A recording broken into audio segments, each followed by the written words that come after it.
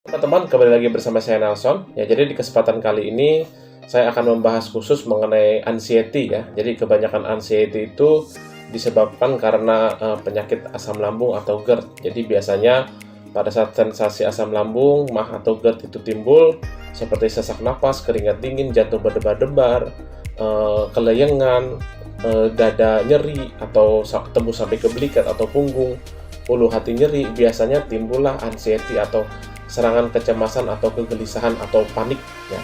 Jadi pada dasarnya kalau anxiety disebabkan karena asam lambung itu penanggulangannya satu-satunya adalah dengan apa? Dengan disembuhkan penyakit asam lambungnya.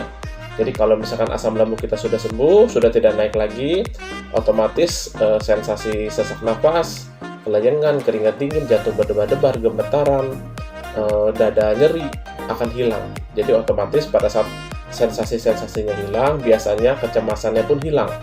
Nah, tapi ada di beberapa orang yang pada dasarnya kecemasannya itu bukan hanya disebabkan karena sensasi, tapi karena tidak bisa mengendalikan pola pikir. Ya, jadi pada dasarnya yang lebih sulit disembuhkan adalah anxiety yang disebabkan karena tidak bisa mengendalikan pola pikir. Itu yang sulit.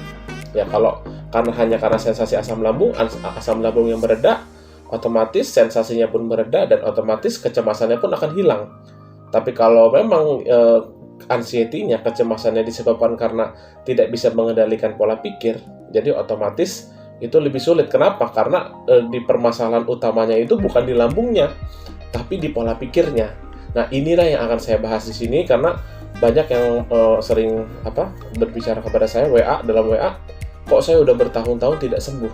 Ya, jadi kebanyakan anxiety yang disebabkan karena tidak bisa mengendalikan pola pikir inilah yang menyulitkan atau memperlambat kesembuhan dari penyakit asam lambung atau GERD. Ya, jadi saya akan bahas di sini ya. Saya akan bacakan di sini. Sangat erat hubungan antara pikiran dan tubuh. Bila salah satu terpengaruh, maka yang lain ikut merasakan. Kondisi pikiran mempengaruhi kesehatan jauh lebih luas dari yang disadari banyak orang. Ya, jadi pada dasarnya hubungan pikiran dengan tubuh itu sangat berhubungan sekali. Apalagi bagi orang yang terkena penyakit gangguan pencernaan seperti asam lambung atau GERD. Jadi otomatis pada saat pencernaan kita terganggu, lambung kita terganggu, lambung akan mengirim sinyal ke otak. Itulah yang sering mengakibatkan kecemasan, mengakibatkan pusing kepala, ya. Dan ternyata dikatakan banyak orang menganggap enteng mengenai pola pikir. Dikatakan di sini bahwa kondisi pikiran mempengaruhi kesehatan jauh lebih luas dari yang disadari banyak orang. Ya, jadi jangan salah, tidak bisa mengendalikan pola pikir itu bisa merusak tubuh. Bukan hanya lambung, tapi seluruh organ tubuh. Makanya kalau seseorang terkena serangan panik, kadang-kadang itu bisa sesak napas, walaupun dia tidak ada penyakit jantung atau penyakit asam lambung. Karena apa? Karena sangat berkaitan sekali antara pikiran dan juga tubuh kita. Nah, banyak dari penyakit-penyakit yang diderita manusia adalah akibat dari depresi mental. Kesedihan, kegelisahan, rasa tidak puas, penyesalan yang dalam, rasa bersalah, ketidakpercayaan, semuanya cenderung merusak daya hidup dan mengundang kerusakan dan kematian.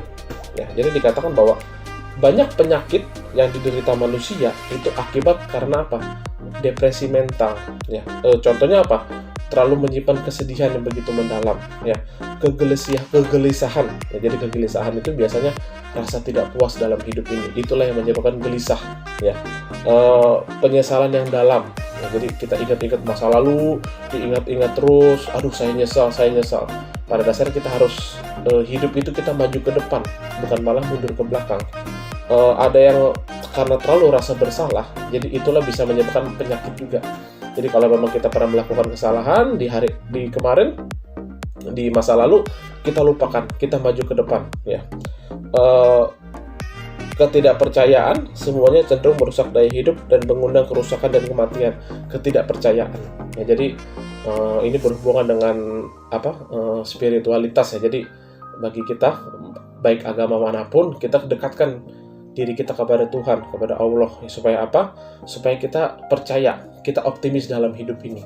Ya, jadi sekali lagi hubungan dengan pikiran dengan tubuh itu, terutama dengan lambung itu sangat berkaitan sekali, sangat erat. Jadi kalau misalkan pikiran kita kacau, seluruh organ tubuh kita akan kacau, terutama lambung kita. Bahkan ada kalau kita panik kadang-kadang kita sampai muntah-muntah, sampai mual. Nah itu karena apa? Sarafnya itu sangat berhubungan sekali. Kadang-kadang penyakit timbul dan sering bertambah buruk karena hayalan. Nah, jadi ini contohnya bagi penderita asam lambung paling sering. Aduh, jantung saya berdebar-debar, jangan-jangan saya sakit jantung. Nah, itulah ketakutan seperti itu pada dasarnya memperburuk keadaan. Pada saat sesak napas, kita akan terjadi serangan panik, malahan bisa-bisa serangan sesak napas kita akan semakin parah. Jadi pada dasarnya kalau kita sudah tahu kita sakit asam lambung, pada saat kita terserang misalkan sesak napas atau jantung berdebar-debar, ya kita relax aja, tenang aja. Kita yakin aja kita ini sakit asam lambung, bukan sakit jantung. Nah, banyak orang yang cacat seumur hidup bisa sehat kalau saja mereka berpikir demikian. Ya, jadi karena khayalan, karena terlalu takut akan hidup, yang pada dasarnya dia tidak memiliki penyakit kronis, akhirnya betul-betul memiliki penyakit kronis tersebut. Ya padahal gangguan lambungnya ini hanya sedikit aja, tidak parah. Tapi karena dipikirkan terus, terlalu ditakutin, akhirnya betul-betul parah penyakitnya. Ya. Banyak orang yang membayangkan bahwa tiap gangguan kecil saja akan mendatangkan penyakit dan efek buruknya timbul karena diharapkan. Ya, jadi kalau misalkan kita terasa gangguan kecil dalam hidup ini, atau misalkan kita terasa lambung kita nyeri, jangan kita terlalu membesar-besarkan masalah. Wah, jangan saya ini udah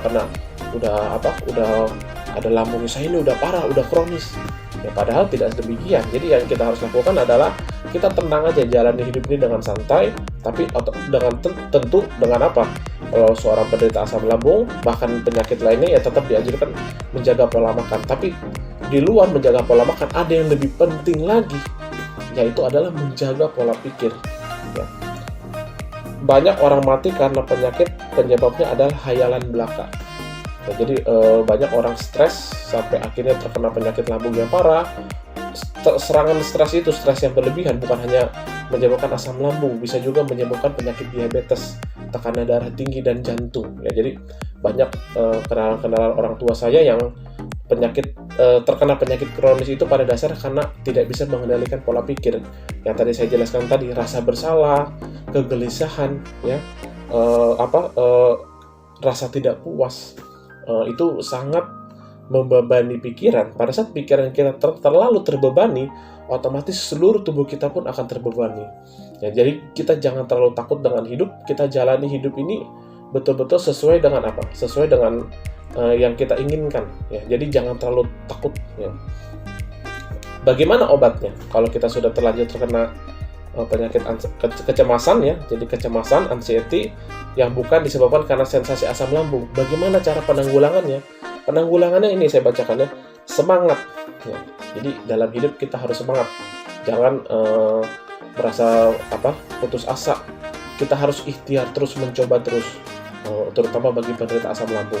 Berikutnya adalah pengharapan. Kita harus punya pengharapan. Ya, jadi jangan, kayaknya ini saya nggak akan sembuh nih, saya udah 5 tahun nggak sembuh-sembuh sakit asam lambung. Kita harus tetap ada pengharapan. Yang membuat seseorang itu depresi karena apa? Karena tidak ada pengharapan. Itulah yang menyebabkan orang stres. Berikutnya adalah iman. Ini berhubungan dengan spiritualitas untuk semua agama. Jadi iman kepada Tuhan itu harus kita pererat lagi. Baik semua agama, mau Kristen, mau Muslim, mau Hindu, Buddha, sama. Kuatkan iman kita kepada Tuhan. Itu adalah salah satu obat yang manjur untuk Untuk pengendalian pola pikir atau anxiety. Berikutnya adalah kasih. Ya, jadi pada saat kita terkena penyakit lambung, kecemasan, kita jangan ingin hanya diperhatikan terus. Jangan kita merasa kita ini adalah sakitnya yang paling parah di antara orang sedunia. Tapi kita harus tetap mengasihi sesama. Ya. Karena apa? Pada saat kita mengasihi sesama kita dengan bukan hanya memberi, ya, tapi dalam bersimpati, berempati, itu menimbulkan rasa kepuasan. Ya. Rasa kepuasan itu sangat mempengaruhi pikiran dan juga mempengaruhi hati. Dan otomatis akan mempengaruhi seluruh tubuh kita. Tubuh kita akan lebih sehat apabila kita memiliki kasih kepada sesama. Dan juga apabila kita mau membantu kekurangan orang lain. Itu sangat membantu untuk kesembuhan penyakit kita. Ya, semuanya meningkatkan kesehatan dan memperpanjang umur.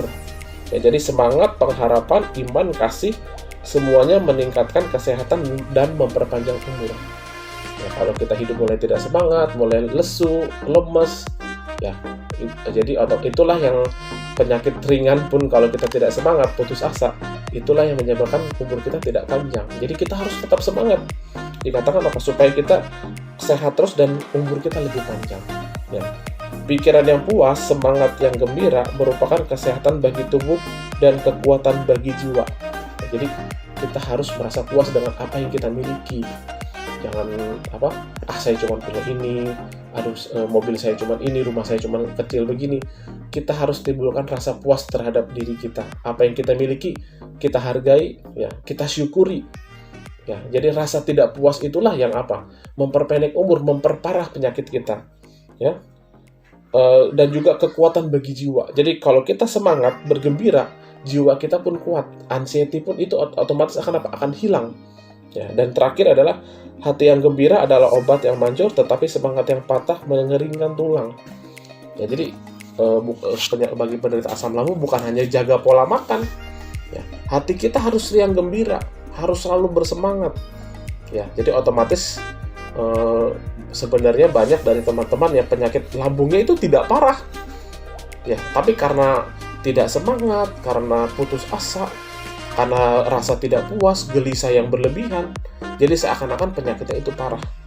Ya, jadi arang aktif contohnya ya. Jadi arang aktif itu bukan berarti kita sudah minum arang aktif, bukan berarti kita tidak mengendalikan pola pikir. Tetap, walaupun kita mengkonsumsi arang aktif, tetap kita harus mengendalikan pikiran dan pola makan. Ya, walaupun kita sudah jaga pola makan, tapi kalau pola pikir kita tidak dijaga, biasanya pun itu menghambat kesembuhan. Bukan hanya menghambat, tapi malahan memperparah penyakit kita. Ya, jadi untuk teman-teman penderita asam lambung, GERD, tetap semangat terus, jangan putus asa, ya. Timbulkan rasa bersyukur dalam diri kita apa yang sudah kita miliki, karena itu semua adalah anugerah dari Yang Maha Kuasa. Oke, selamat siang teman-teman. Mudah-mudahan informasi dari saya kali ini dapat membantu teman-teman. Ya, bagi teman-teman bisa bantu share atau subscribe channel saya supaya channel ini bisa berkembang terus dan teman-teman bisa mendapatkan informasi-informasi penting dari saya. Oke, sampai jumpa.